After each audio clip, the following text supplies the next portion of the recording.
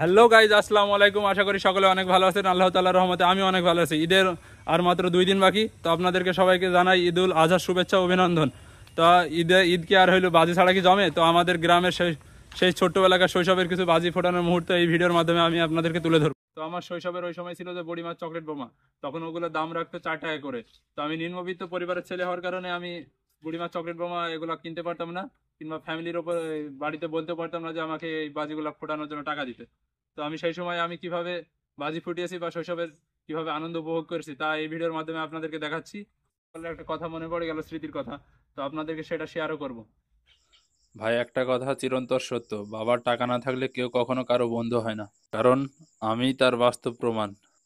ঈদের দিনে শৈশবের সেই বন্ধুগুলো যখন একত্রে টাকা উঠিয়ে বাজি ফুটাচ্ছিল, তখন আমি তাদের সাথে খেলতে গেলে আমাকে তারা সাথে নেয়নি।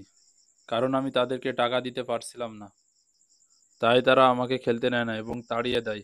আমি যেহেতু ছোট ছিলাম, তাই মন খারাপ করে রাস্তার একপাশে দাঁড়িয়ে দেখছিলাম তাদের খেলা। আমাকে মন খারাপ করে দাঁড়িয়ে থাকতে দেখে আমার এক বড় আপু ওই দিন আমাকে ডাক দিয়ে বলেছিল, তুই খেলছিস না ওদের সাথে?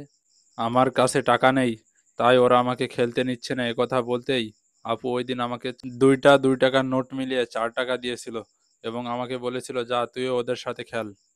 কারণ আপুও একজন স্টুডেন্ট ছিল ওই সময়। আপুর কাছে যে আহামরি টাকা ছিল তা কিন্তু নয়।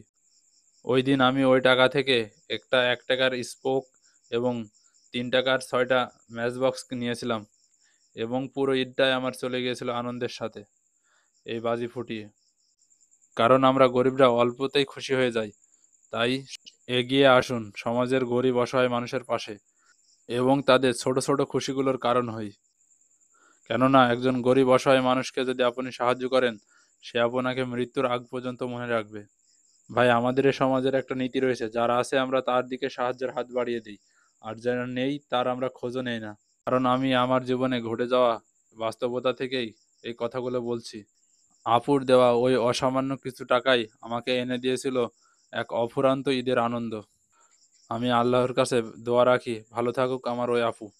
সেই সাথে এ সমাজের অসহায় ও নিম্নবিত্ত মানুষের সুন্দর হোক এই ঈদ, নেমে আসুক তাদের জীবনে এক অফুরান্ত আনন্দ। তো চলেন বোমাটা ফাটিয়ে দেখায়, আমার ছোট ভাই ফাটাই ফাটাই আপনাদের দেখাবে। আল্লাহ, কত শব্দ! জীবনের প্রথম এত শব্দে বোম ফাটালাম। তো আপনাদেরকে আমি তো বাজিটা ফাটিয়ে দেখালাম। তো আমার এই বাজিটা তৈরি করতে কি কি উপকরণ লেগেছে আপনাদেরকে আমি বলছি। এই যে আপনারা দেখতে পাচ্ছেন, এটা একটা সাইকেলের একটা স্পোক, এটার মূল্য নিয়েছে 5 টাকা। আর সাথে একটা টুইস্টার ম্যাচ, যেটার মূল্য নিয়েছে 2 টাকা। তবে আমি শৈশবে যে সময় বানিয়েছিলাম এটার মূল্য ছিল মাত্র 1 টাকা এই স্পোকটার দাম। আর এই একটা টুইস্টার ম্যাচ বক্স, তখন আমি সাধারণত স্যালমন বা ডলফিন ম্যাচ বক্স ব্যবহার করেছি, কারণ ওটা তখন ছিল 50 পয়সা। আর সে সময় আরো একটি ম্যাচের বক্স পাওয়া যেত, যেটা হলো ফায়ার বক্স। তো আমি ফায়ার বক্সটা ইউজ করিনি, সেটার দাম একটু বেশি হওয়ার কারণে তখন 1 টাকা নিত। আর আওয়াজ যেমনই হোক না কেন ভাই, ছোটবেলার সেই শৈশবের স্মৃতিগুলো অনেক সুন্দর। আজকের ভিডিওটা এতটুকুই। ভিডিওটি যদি ভালো লেগে থাকে সাপোর্ট করে পাশে থাকবেন। আল্লাহ হাফেজ। আপনারা সবাই লাইক করবেন, ধন্যবাদ।